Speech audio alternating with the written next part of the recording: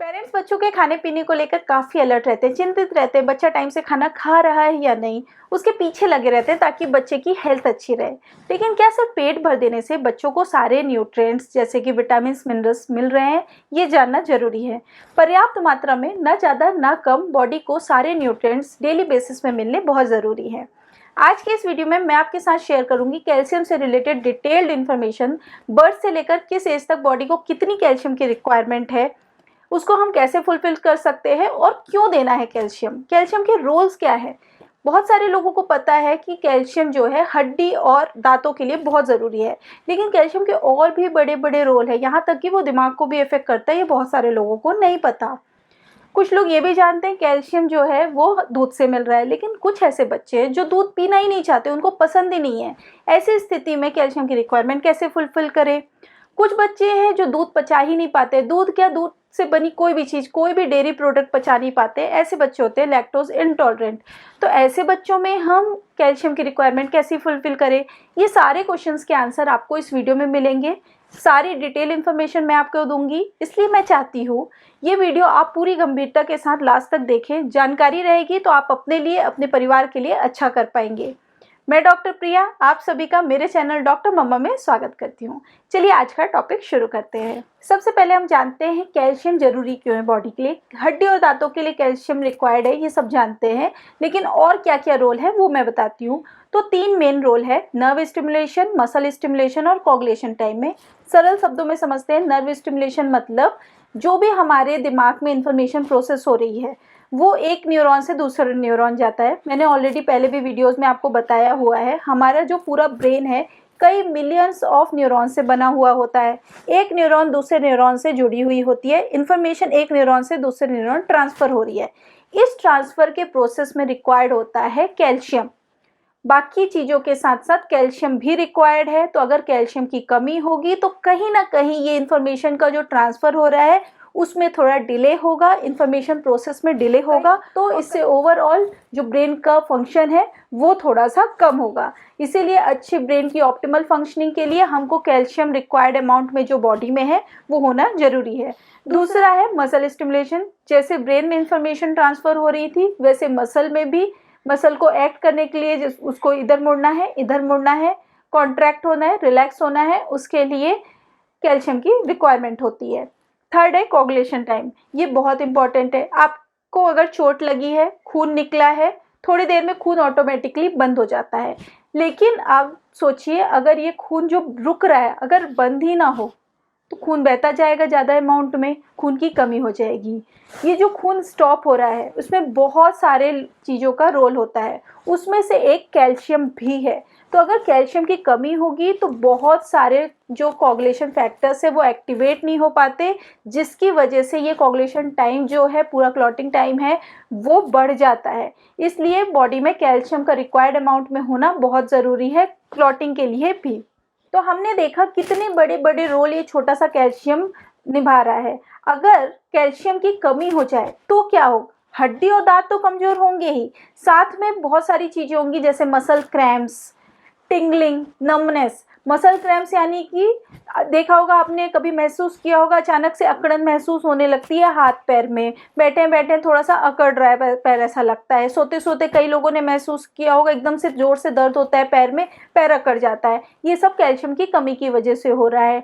Tingling यानी कि थोड़ी झुंझुनी सी महसूस होती है, बैठे रहते बहुत सारे लोग बोलते हैं अरे पैर में झुंझुनी चढ़ गई, ये भी कैल्शियम की कमी की वजह से हो रहा है। नमनेस यानी कि सुन्न पड़ जाना, जो न्यूरॉन्स में ट्रांसफ़र हो रही थी इन्फॉर्मेशन, मसल में ट्रांसफ़र हो रही थी, इसमें अगर कमी आ रही है, अच्छे से ट्रांसफ़र नहीं हो पा रही है कैल्शियम की कमी की वजह से, तो वो एरिया थोड़ा सा थोड़ी देर के लिए सुन्न हो रहा है। अगर ये सारी चीज़ें आपने कभी महसूस की है या कोई आपको बोलता है तो आप उनको ज़रूर बोलिए कि आप एक बार कैल्शियम का टेस्ट ज़रूर कराएं।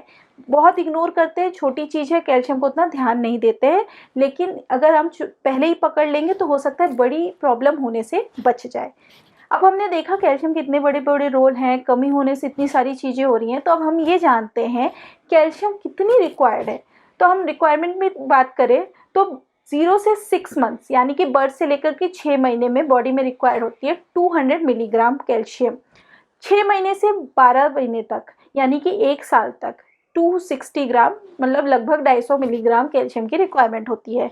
उसके बाद 1 से 10 साल तक के बच्चों के लिए, स्कूल गोइंग जो चिल्ड्रंस है उनके लिए होती है 500 टू 800 मिलीग्राम। उसके बाद लगभग 1000 से 1200 मिलीग्राम एडल्टहुड लाइफ तक रिक्वायर्ड रहता है। ये हम कैसे समझें, ये तो बहुत कॉम्प्लेक्स लग रहा है। इसको सिंपल करने के लिए मैं ये बताती हूँ, अगर 1 ग्लास दूध पी रहे हैं 200 ml, उसमें लगभग 200 से 250 मिलीग्राम कैल्शियम प्रेजेंट होता है। तो अगर कोई स्कूल गोइंग बच्चा है, स्कूल जा रहा है बच्चा, वो अगर दिन में 2 ग्लास दूध लेता है तो उसकी लगभग जो कैल्शियम की रिक्वायरमेंट में फुलफिल हो जाती है।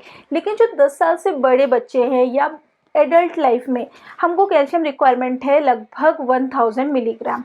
तो हम इसको, क्या हम दिन में 4 ग्लास दूध पी रहे हैं, या बच्चा है कोई 12 साल का वो 4 ग्लास दूध पी रहा है, पॉसिबल नहीं होता है। तो इस केस में या तो आप कोई अदर डेयरी प्रोडक्ट जैसे पनीर, चीज़, दही, छाछ ये सब दें, या फिर जो नॉन डेयरी सोर्सेज हैं कैल्शियम के वो दे सकते हैं। तो अब हम बात करते हैं नॉन डेयरी सोर्सेज के लिए, ये बहुत इंपॉर्टेंट है। उस केस में अगर बच्चा लैक्टोज इंटॉलरेंट है, मतलब वो दूध पचा ही नहीं पा रहा है या दूध से बनी कोई भी चीज़ पचा नहीं पा रहा है, या फिर बच्चे को कोई पसंद ही नहीं है डेयरी प्रोडक्ट, बहुत कोशिश की, बहुत ट्राई किया कि कुछ ले ले, लेकिन वो नहीं ले रहा है, तो हम क्या करेंगे, गिव अप तो नहीं कर सकते कि हम कैल्शियम देना ही नहीं, कैल्शियम तो जरूरी है बॉडी के लिए।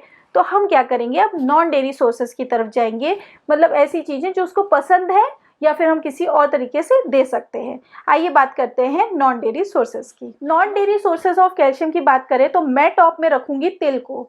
तिल आपने सबने देखी है, काली सफ़ेद तिल, कोई भी हो, काली हो या सफ़ेद, दोनों में ही कैल्शियम की बहुत रिच क्वांटिटी प्रेजेंट होती है। 30 ग्राम में 300 मिलीग्राम कैल्शियम प्रेजेंट है, मतलब आप देख रहे हैं 1 ग्लास दूध से भी ज़्यादा कैल्शियम प्रेजेंट है। तो अगर छोटा सा एक लड्डू भी खाते हैं ना, उससे दिन भर की कैल्शियम की रिक्वायरमेंट फुलफिल हो जाती है। और हम तिल को बहुत तरीके से ले सकते हैं। तिल की पट्टी यानी कि जो चिक्की होती है वो बना के दे सकते हैं, बच्चे बड़े शौक से खा लेंगे, टिफ़िन में इतनी बड़ी चिक्की रख दिए। या फिर जो खाना बना रहे हैं कुछ, चलिए आप खिचड़ी ही बना रहे हैं, उसमें 1 चम्मच तिल डाल देंगे, वो मिक्स हो जाएगी, पता भी नहीं चलेगी और बच्चा आराम से खा लेगा। अगर छोटा बच्चा, आप थोड़ी सी तिल जरूर डालें तो रोज के खाने में, उससे डेली थोड़ा थोड़ा कैल्शियम बॉडी में मिलता रहेगा। आपने देखा होगा हमारे कस्टम में मकर संक्रांति के टाइम पे, ठंड के टाइम पे तिल के लड्डू ये सब जरूर बनते हैं। उस टाइम पे धूप भी अच्छी रहती है, लोग तिल के लड्डू खा रहे हैं, साथ में पतंग उड़ा रहे हैं, तो कैल्शियम विटामिन डी दोनों मिल रहा है।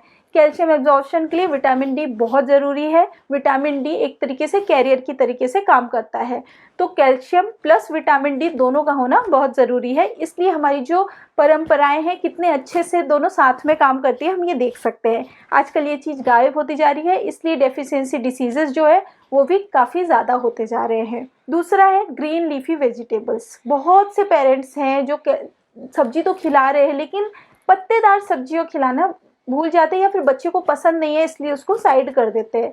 लेकिन जो पत्तेदार सब्जियां जैसे पालक हो गई, मेथी हो गई, बथुआ हो गए, इन सब में भी कैल्शियम की जो क्वांटिटी है काफ़ी ज़्यादा मात्रा में होती है। इसलिए डेली बेसिस पे किसी ना किसी फॉर्म में, इसको तो आप कई तरीके से भी दे सकते हैं बच्चे को। अगर पूड़ी खा रहा है बच्चा तो आप पालक की पूड़ी बना सकते हैं, मेथी के पराठे बना सकते हैं। कई फॉर्म में, हम अगर सब्जी नहीं देना है तो किसी और तरीके से भी दे सकते हैं। तो डेली कोशिश करिए, कभी ना कभी कुछ ना कुछ चेंज करके आप ज़रूर बच्चे को दें। तीसरे में मैं रखूँगी रागी। रागी अगेन न्यूट्रेंट का खजाना है, छोटी छोटी होती है राई के जैसे, लेकिन उसमें इतने न्यूट्रेंट होते हैं, इतने वेट गेन में हेल्पफुल है कि हमको डेली किसी ना किसी फॉर्म में रागी देना ही चाहिए। रागी के तो आप इतने सारे डिश भी बना सकते हैं, चाहे तो ढोकला बना लीजिए, इडली बना लीजिए, पोरिज यानी कि खीर जैसे बना सकते हैं। अगर रोटी खा रहे हैं तो रोटी भी बना सकते हैं। रागी में अगर कैल्शियम क्वांटिटी की बात करें तो 100 ग्राम में लगभग 300 मिलीग्राम कैल्शियम प्रेजेंट होता है। तो आप देख सकते हैं कैल्शियम कितनी ज़्यादा क्वांटिटी में रागी में प्रेजेंट है। अगेन जैसे अगर आप खिचड़ी ही बना रहे हैं तो उसमें 1 चम्मच रागी का पाउडर डाल सकते हैं, पता भी नहीं चलेगा और रागी पहुंच भी गई बच्चे की बॉडी में। जैसे मैंने रागी में बताया कैल्शियम भरपूर मात्रा में है, वैसे बाजरे में भी काफ़ी ज़्यादा कैल्शियम है। तो कभी कभार चेंज करके, रोज़ गेहूँ की रोटी बनाने से अच्छा कभी आप बाजरे की रोटी बना लें, कभी आप रागी की रोटी भी बना सकते हैं। ऐसे चेंज करेंगे तो वेरिएशन भी मिलेगा, टेस्ट में भी चेंज रहेगा और कैल्शियम की भी कमी नहीं हो पाएगी। अगेन आप राजगिरा का यूज़ कर सकते हैं, राजगिरा के लड्डू बच्चे खा सकते हैं शौक से, चिक्की बना सकते हैं उसकी, उससे भी बच्चों को कैल्शियम की रिक्वायरमेंट फुलफिल होती रहेगी। नेक्स्ट है खसखस, पॉपी सीड्स। ये भी बहुत छोटे दाने होते हैं वाइट कलर के। इसमें कैल्शियम बहुत ज़्यादा क्वांटिटी में प्रेजेंट होता है।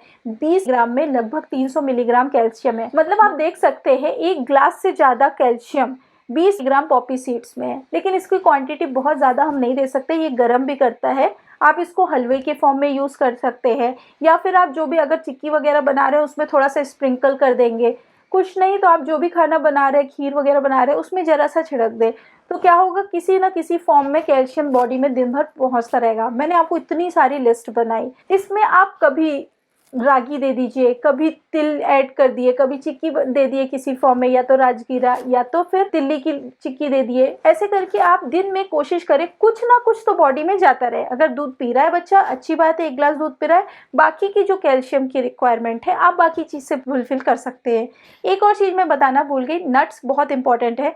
नट्स जो है जैसे कि बादाम, काजू, इन सब में भी कैल्शियम भरपूर मात्रा में होता है। तो अगर आप ड्राई फ्रूट पाउडर दे रहे हैं बच्चे को, उसमें से भी काफ़ी ज़्यादा कैल्शियम की जो रिक्वायरमेंट है वो फुलफिल होती रहेगी। तो आज का टेक होम मैसेज क्या है, मैंने आपको बहुत सारी लिस्ट बताई कैल्शियम रिच फूड की। तो आपको कोशिश करना है कभी कुछ आपको देना है। सिर्फ दूध देने से या रोटी सब्जी दाल चावल खाने से फुलफिल नहीं हो जाती कैल्शियम की रिक्वायरमेंट। आपको अपने दिमाग में कैलकुलेशन रखना है कि सिर्फ आपने 1 ग्लास दूध दे दिया, उससे बच्चे की या आपकी कैल्शियम रिक्वायरमेंट फुलफिल नहीं होने वाली है। कितनी कैल्शियम रिक्वायरमेंट है एज के हिसाब से मैंने ऑलरेडी बताया है। तो आपको ये ट्राई करना है, इन लिस्ट में से कभी कुछ आप डेली डाइट में ज़रूर इंक्लूड करें, जिससे कि कैल्शियम की कमी बॉडी में ना हो। ऐसा करेंगे तो ना हड्डी दांत कमज़ोर होंगे, ना कैल्शियम से रिलेटेड कोई भी जो डेफिशिएंसी डिसीजेज मैंने बताई वो होगी।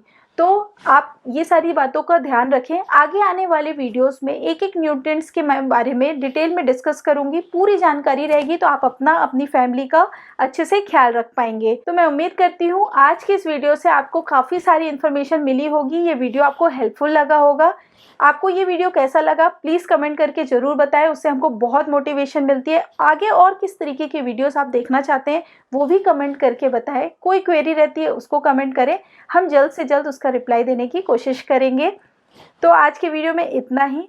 वीडियो पसंद आया हो तो प्लीज़ लाइक करें, कमेंट करें, शेयर करें एंड चैनल को सब्सक्राइब करें। Thank you.